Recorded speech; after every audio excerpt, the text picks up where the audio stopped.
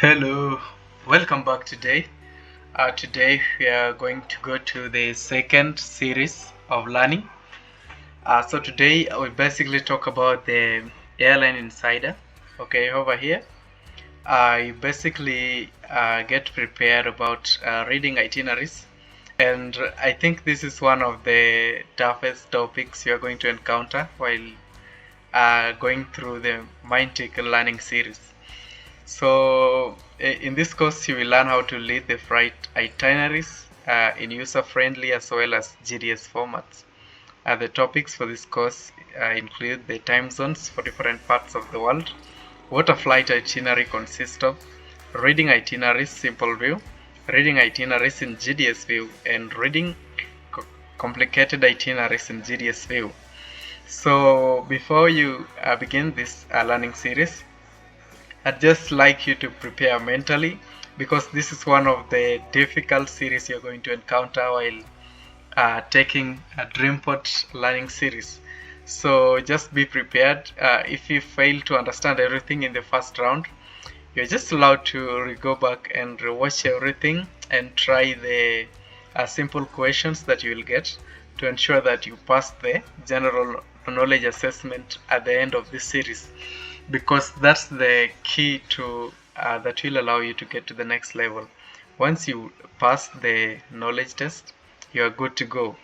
So basically, I've just taken you over what this course will entail, and as of now, I know that you're now familiar with everything in the Dreamport Minticle and Learning series. And so, right, I wish you all the best. Good luck as you begin your second series. Okay, let me take you over course review so that you can basically know what you are expected of and what you are going to meet. So the first topic will be intro and time zones. I'll take you over the videos, so listen In carefully this and course take you will learn notes. how to read flight itineraries in various formats, as well as how to present itineraries to clients in an easy, effortless and understandable way. So what is a flight itinerary? An itinerary is a flight or a combination of flights in a single airline ticket or multiple tickets. It may be a single non-stop one-way ticket. In that case there will be only one flight. But it could be also a multi-ticket with several flights combined. A flight itinerary could be on one and the same airline or be a combination of different airlines who work together. It also could be in the same class of service or a combination. For example, business on the outbound and economy on the inbound flight. What a flight itinerary will display. It will display the following details about the trip. All airlines participating in the trip. Dates and times for every flight within the trip. Departure and arrival airports and their codes. Total trip duration and the duration of each separate flight in case there are stops on the way. Duration of layovers. Type of plane, class of service, amenities on board and booking codes. Price including taxes, fees and fuel surcharges for the entire trip. So as you see, there are a lot of parts to a trip itinerary for us to explore. Let's begin. Make sure to pause the videos and read each itinerary yourself without my guidance. Try to repeat each single one. And if you feel confident, pause the video before I read the itinerary, and try to read it yourself. First things first. Let's learn how to read times. In most flight itineraries you are going to encounter they are going to be displayed in 12-hour format. If you're used to 24-hour format, at first it might be somewhat confusing. 12-hour format uses letters after the time. AM, those are all timings between midnight and midday, so that would be night and morning times. Easiest to remember is after midnight. AM, after midnight. So for example 10 AM would be the same as 10 o'clock in 24-hour format. But 12:35 AM would be written as 00:35 in 24-hour format. PM, those are all timings post midday and before midnight. So that is the afternoon and evening time. Easiest to remember, PM, post midday. 23:20 in 24-hour format would be the same as 11:20 PM in 12-hour format. 20:35 in 24-hour format would be the same as 8:35 PM in 12-hour format. If you see the letter N at the end, it's exactly 12 noon. If you see the letter M at the end, it's exactly 12 midnight. Practice this, then continue the lesson. What is a time zone? A time zone is a geographic region within which the same standard time is used. Basically, the local time of a region or a country, which will change from region to region or from country to country. Within one country, there may be several different time zones. As you travel the globe, time zones change, and you gain or lose in time. For example, you can celebrate Christmas in Wellington in New Zealand, then travel to New York and celebrate it again. If you want to learn more about this topic, check out the links provided in the Factopedia. The local time within a time zone is defined by its offset, difference, from Coordinated Universal Time, UTC, the world's time standard. UTC time changes 1 hour forward and backward corresponding to a 1 hour difference. The offset is expressed as either UTC or UTC plus and the number of hours and minutes. Each time zone has a name and the offset. For example, if we look at the time zones within the United States of America, we will see the following picture. People in Hawaii are the earliest to wake up, as the state comprised from multiple islands is located the most to the west. Next is Alaska, which is also located far from most of the states, nevertheless it's a U.S. state. As a result, when it's 12 p.m. in Hawaii, it will be 1 p.m. in Alaska, 2 p.m. in Los Angeles, 3 p.m. in Denver, 4 p.m. in Chicago, and 5 p.m. in Washington, D.C. So that means that within the United States there are 6 different time zones. Whenever you call your clients, consider their time zone, as it might be too early or too late to call. Also, make sure always to provide your work times according to their time zone, so they don't have to calculate it themselves.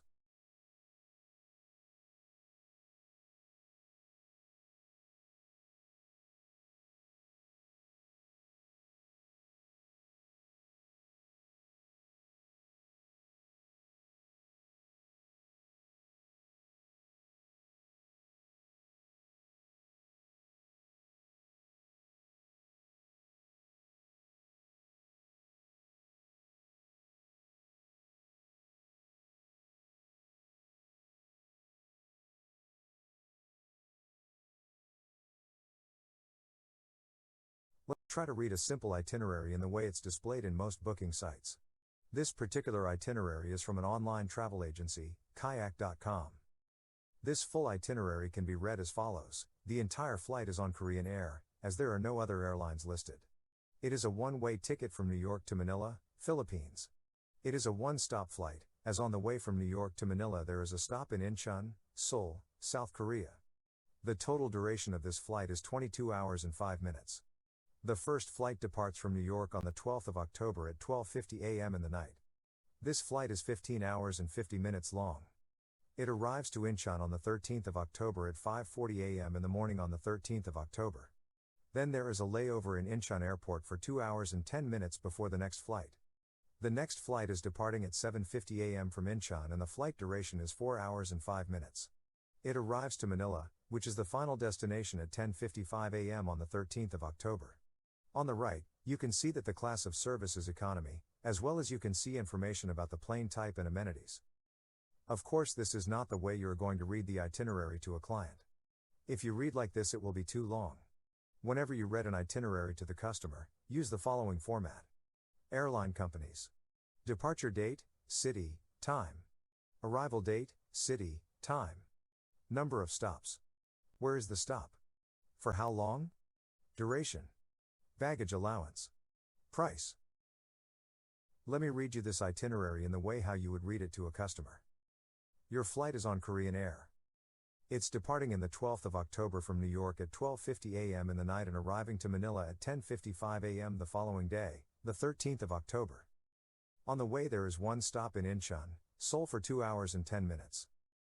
The total duration of this flight is 22 hours and 5 minutes. You can take 2 bags of luggage with you free of charge, and the total price with all taxes and fees is only $755.55. This is the most simple way to read travel itineraries. Later on, when you gain experience and knowledge, you will know when it makes sense to add extra details, or make it even shorter. For now, use these guidelines, so you can learn to read each and every itinerary the right way. Download the Reading Itineraries checklist from the Factopedia for reference. There will be examples of itineraries from online booking engines, as well as from our internal flight search tool, ProQuote, which you will get acquainted with in later lessons. Let's read more examples.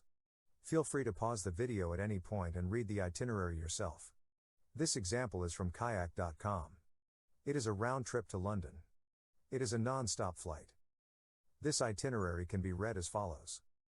Your flight will be on British Airways.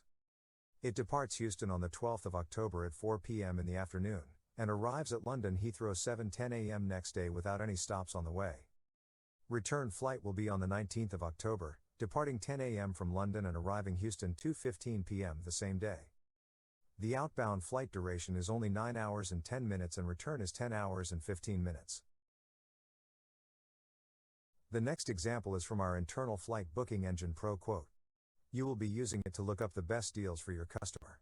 In the upcoming lessons you will learn everything about it, but for now, let's learn to read flight itineraries from there as well. This is a round trip to Manila, Philippines. There is a stop on the way on both directions. You can read this itinerary as follows. Your flight is on Singapore Airlines. It will depart from Los Angeles on the 6th of November at 10:25 p.m. and arrive Manila 3:50 p.m. on the 8th of November. There will be one stop on the way in Singapore for 3 hours and 55 minutes. The return flight will be on the 6th of January, departing Manila 2:05 p.m. and arriving Los Angeles 5:50 p.m. in the evening of the same day. There will be one stop in Singapore for 50 minutes. The flight is really convenient and short. The total duration of the outbound flight is 25 hours and 25 minutes, and the return flight is only 19 hours and 45 minutes long. Next example is from kayak.com again. But we will check out how it looks in ProQuote too. It is a one-way ticket to Bujumbura, Burundi. That is in Africa. It has 2 stops on the way. This is how you can read this itinerary. Your flight will be on Air Canada. One of the flights will be operated by Brussels Airlines. You will depart Phoenix on the 15th of November, 11:25 a.m., and arrive to Bujumbura 7:55 p.m. next day, 16th. You will have 2 stops on the way, first one in Montreal, for 1 hour and 10 minutes, another in Brussels for 2 hours and 15 minutes. Total trip duration will be 23 hours and 30 minutes. You can see that there are some details that I am omitting on purpose, like the departure time from Montreal or Belgium, as well as duration of each part of the flight. The important part is that you understand how to read them. But there will be no need to go into these details with clients on the line, unless the client asks. That is because in most cases travelers don't care what time they are arriving to a place which they have a layover at on the way. But they do care about the arrival time to the final destination, as well as the total duration of the entire journey. If you read every detail of every flight to the clients, you will get confused and bored. As you will be sending the itineraries to them by email as well, they will be able to check the details themselves, or as their travel professional, which is you. This is the same flight, the way it will be shown in ProQuote, our internal booking engine. Pause the video, and try to read the itinerary yourself. Then listen to my guidelines again. This is how you can read this itinerary. Your flight will be on Air Canada. One of the flights will be operated by Brussels Airlines. You will depart Phoenix on the 15th of November, 11:25 a.m., and arrive to Bujumbura 7:55 p.m. next day, 16th. You will have 2 stops on the way, first one in Montreal, for 1 hour and 10 minutes, another in Brussels for 2 hours and 15 minutes. Total trip duration will be 23 hours and 30 minutes. Practice as much as possible.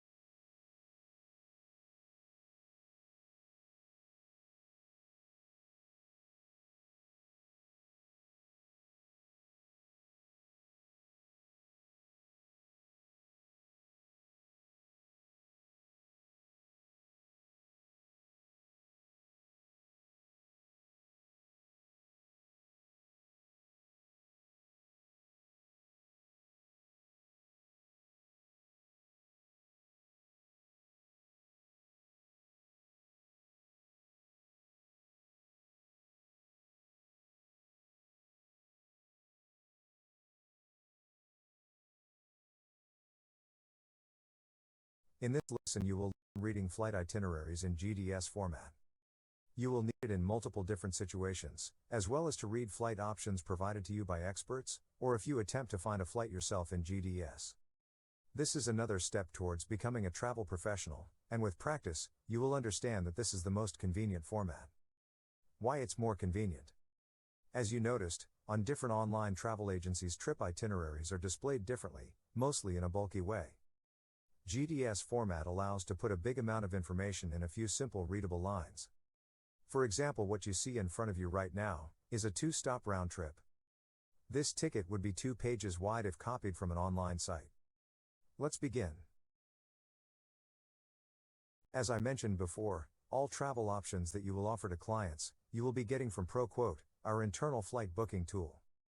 There will be 2 view options there, GDS mode on and GDS mode off. Whenever GDS mode is off, the flights will be shown in the format you see right now on your screen. This is the user-friendly readable format that mostly new travel agents use. Experienced agents use the GDS on mode. In this example you can see a round-trip ticket to Manila on EVA Air. Departure from Houston is at 1 a.m. on 30th September, Monday. Arrival to Manila is next day, 1st October, 11:40 a.m., Tuesday. On the way there is a stop in Taipei for 3 hours and 30 minutes. Now the inbound flight. Departure from Manila will be 12:40 p.m. on 25th October, Friday. Arrival to Houston is same day 11 p.m. in the evening. On the way there is a stop in Taipei for 7 hours and 5 minutes. Total outbound flight duration is 21 hours and 40 minutes and total inbound flight duration is 23 hours and 24 minutes. Now we will learn to read this same flight in GDS format. We will start by reading just one line of it. Highlighted, you can see the first segment of the flight we have just discussed. Let's go over the info there. Number 1 means that this is segment number 1 of this flight. BR is the airline code for EVA Air. Most probably you notice that airports have 3-letter codes. Just like that, airlines have codes as well, that are composed from 2 symbols. This means that this segment of the flight is on EVA Air. 51 is the flight number. Flight numbers show on the ticket, as well as at the departure and arrival screens at the airport. According to the flight number you can find the terminal and gate for your flight. The letter V is the booking class for this flight. Booking class, or booking code represents the fare, or the price that the airline will apply to this flight, as well as class of service and rules and restrictions. 30 SEP represents the date of departure. Next you can see the city pair. City pair is the airport of departure and airport of arrival. IAH is the 3-letter airport code for Houston, and TPE is the airport code for Taipei. In the Factopedia, you will find a link to the airport code hub. There you can convert airports to their 3-letter codes and vice versa. There will be another link that will help you convert airline codes to full names and vice versa. Make sure to copy and save those links. SS is the segment status. There are some examples for you on the screen. For now that is the information that you won't need, nor for yourself, nor for the client. We will get back to it in the more advanced GDS course, and for now not go into it in detail.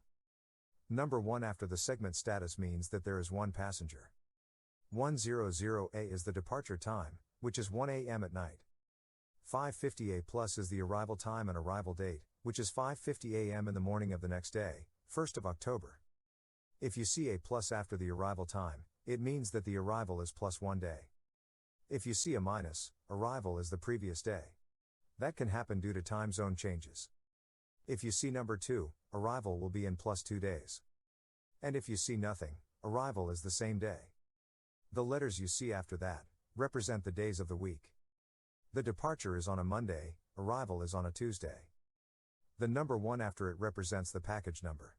That is another thing that you won't be needing for now, so we will skip going into details on that. Sounds confusing, right? In reality it's not, if you pay attention only to the things you need. To put it simply, you can read this itinerary as follows.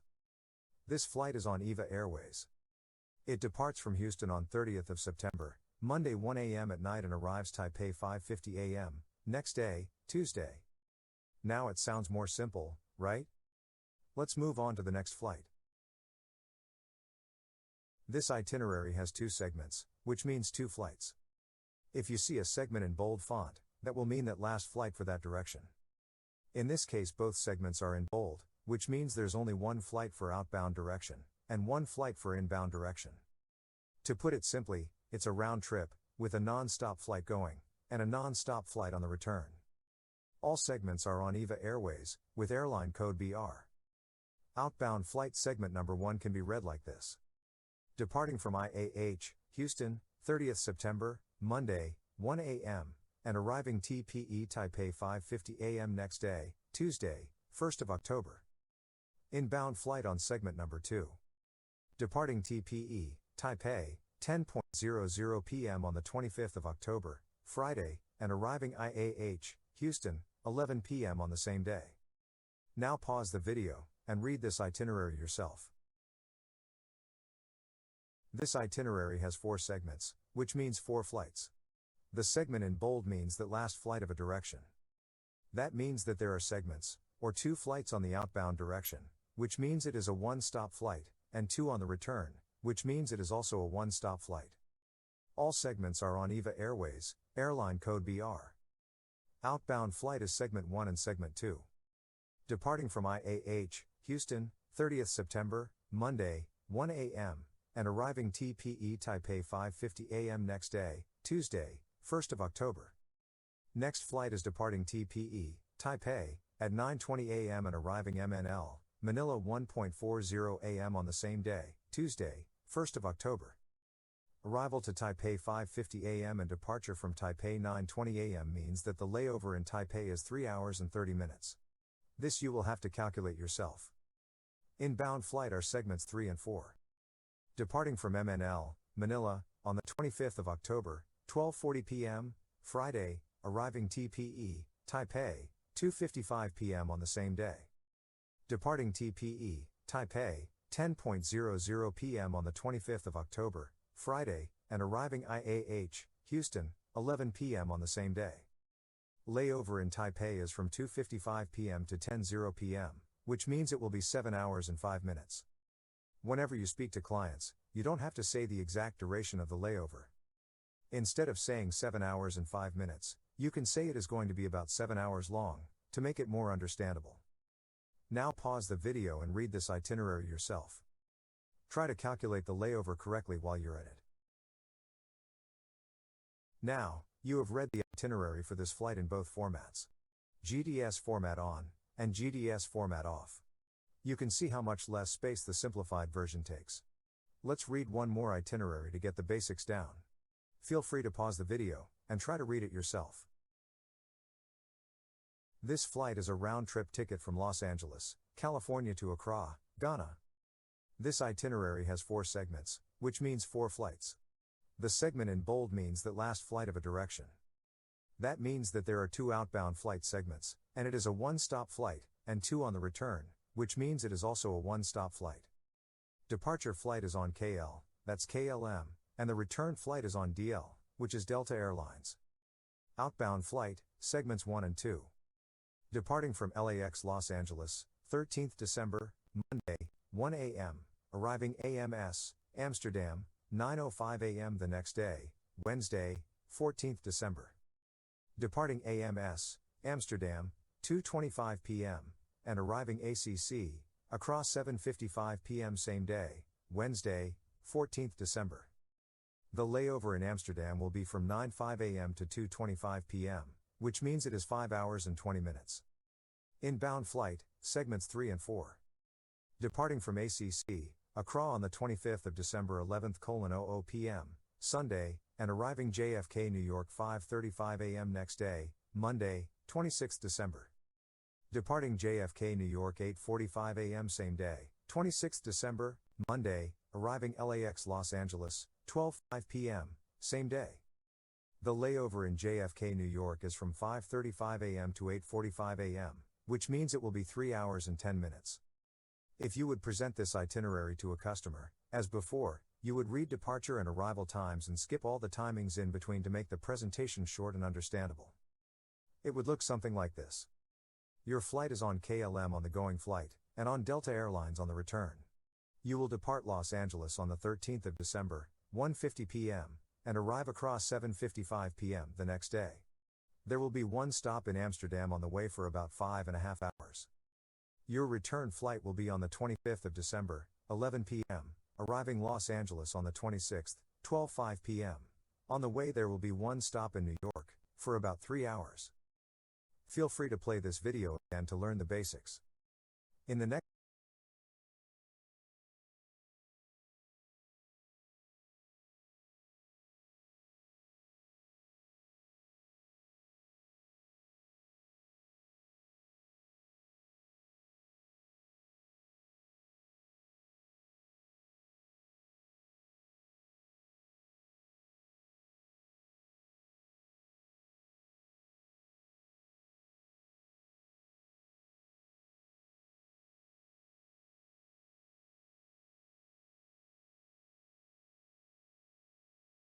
In this lesson, we're going to go over all the other information you're going to encounter within a flight itinerary, besides the ones that we have discussed so far. Firstly, operated flights, or codeshare flights. A codeshare flight is a flight sold under the brand of one airline, but actually operated by another. Whenever under a flight segment you see a message operated by an airline's name, it means that this flight is only marketed by the airline listed after the segment number, and the actual airline providing the service is the operating carrier. For example, in this case, third segment is marketed and sold by United Airlines, but the actual provider of this flight is Air Japan. This is something you always must mention to your clients, especially when it comes to long parts of the journey, for example transatlantic or trans-Pacific flight segments. Client needs to understand which airline he's actually going to fly on, as they tend to mix airlines up. Let's practice and read the itinerary for this flight. But first, pause the video, and try to do it yourself. Now let's check if you have read the itinerary correctly.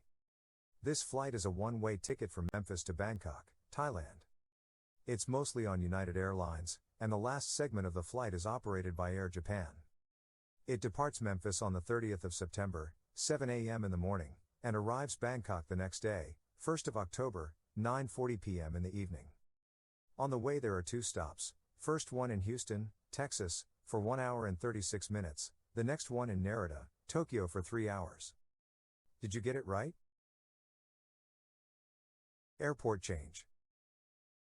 An airport change is a situation where on one or several of the stops on the way to the final destination, the passenger needs to check out and transfer to another airport in the area, to get on the next flight. This is very inconvenient, requires time and extra spendings, as luggage needs to be checked out and all over again, as well as transported to the other airport in a city that the client probably doesn't know how to get around in, which adds extra stress to the journey. This also may require additional documents or a visa. This is why all such situations need to be discussed with the flight, whether he or she is going to be okay with such a flight.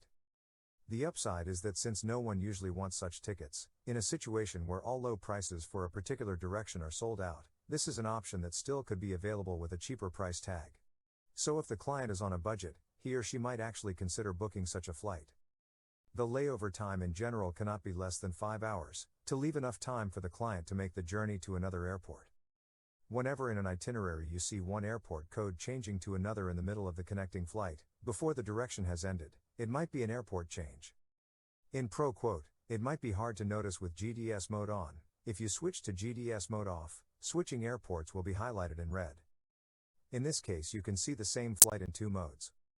In this case the flight from DFW, Dallas, Texas, is arriving to NRT, Narita Airport in Tokyo, and departing from HND, Haneda Airport, which is in the other part of Tokyo. Note: it's extremely important to emphasize airport changes to customers and make sure they understand the implications. Now try to read this flight yourself. Pause the video, then listen to the itinerary and check whether you got it right. Now let's read the itinerary and see if you got it right. This is a round-trip ticket from Memphis to Bangkok. On American Airlines, there's one segment operated by Japan Airlines. The flight departs Memphis on the 4th of February, 6:15 a.m. in the morning and arrives Bangkok 5:05 a.m. in the morning 2 days after, on the 6th of February. On the way there are two stops, first one in Dallas, Texas, for 3 hours and 41 minutes, and the other one in Tokyo for 8 hours and 5 minutes. During that stop there will be an airport change. The client will have to go from Narita Airport to Haneda Airport. Return flight will be on the 10th of February. Departure from Bangkok is 10:05 p.m. in the evening and arrival to Memphis is on the 11th 8:19 p.m. On the way there's 2 stops, first one in Haneda Airport for 13 hours and 55 minutes, the second one is in Dallas for 2 hours and 5 minutes. Did you get it right? Feel free to rewind and do it again yourself.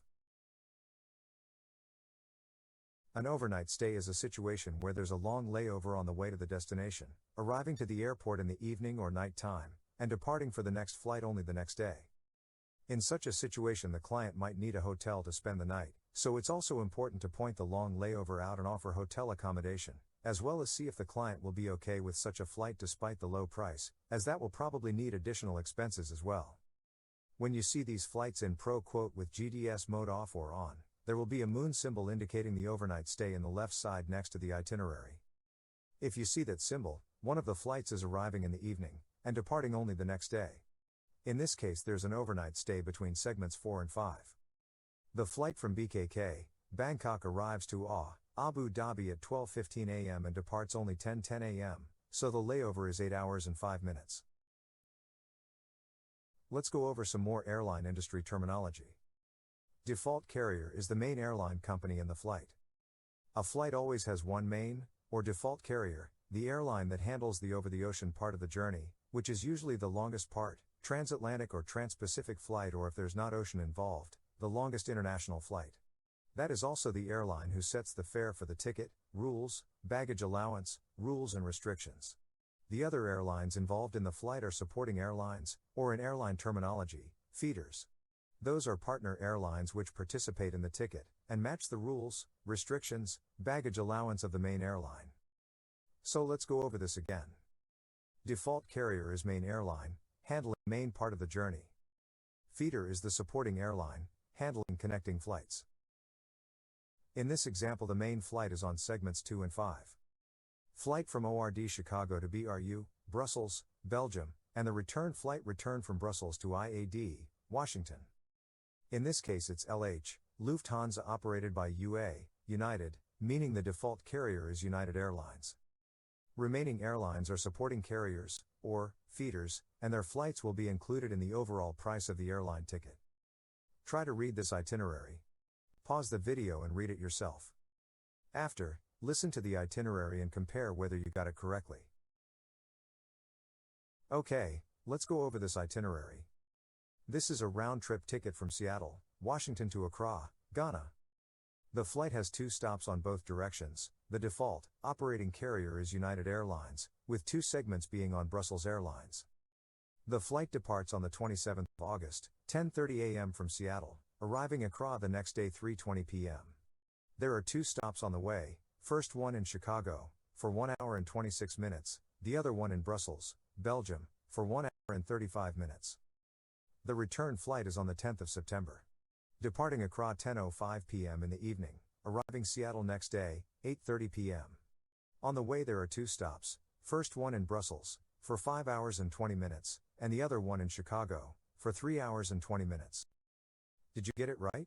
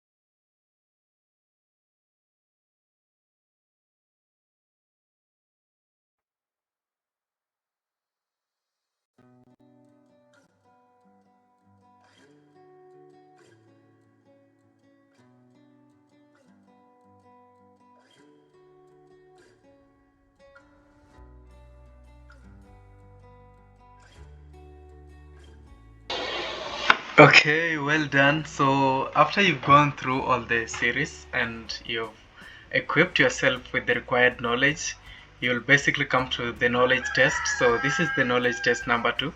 I'll take you briefly over it so that you can see the kinds of questions you'll be expecting after completing the second knowledge series. So, basically, these are the questions and the instructions are over here. So the instructions are reading itineraries knowledge test. You will have only 30 minutes to complete the test. Do not start if you cannot finish the test within 30 minutes. The test will run even if you switch off your computer. If you do not reach the cutoff certificate score, you may reattempt 2 times only. So again, as you've seen the rules, you can only attempt 2 times only. So I just like to tell you to make sure you have everything on your fingertips so that when you start this test, you'll definitely going to pass it the moment you start. So let me take you over some questions, the assessment details. Uh, just a minute.